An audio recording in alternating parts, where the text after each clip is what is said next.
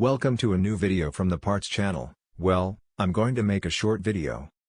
But I find it very interesting, answering a question that you have left me, a person who wants to buy a Skoda Ibiza, with a 1600 TDI engine from 2011, it has less than 100,000 kilometers.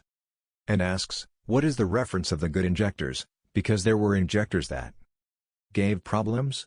Indeed, here I am going to show you an engine that is those injectors that gave problems. But it is the exception which breaks the rule, because this engine has more than 200,000 kilometers and the injectors have not been touched, nor has the electronics been touched to reduce injection pressure. I am going to show you the reference of these injectors. They all have the same, as I said, they are the originals, and these are the ones that caused problems on 03L130277B. When they were under warranty they changed them for another reference that was the same, but the letter changed. Instead of having the letter B, they have the letter S.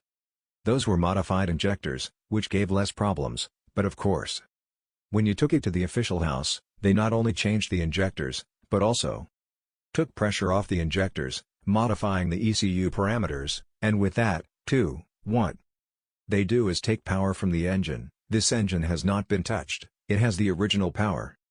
And as I said, the original injectors, the only problem that this injector that you see there is given, which is already repaired, was that diesel was leaking through one of the rubber gaskets, the one that joins the solenoid valve or solenoid, which is the part you see there with the body of the injector.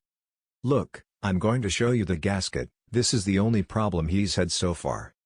I already say that this engine is the exception that breaks the rule. It has turned out very well compared to others that we have had, that is the gasket. The only thing we have done has been to change that rubber gasket, which is difficult to find them with the same measure. Well, here I leave you this short video.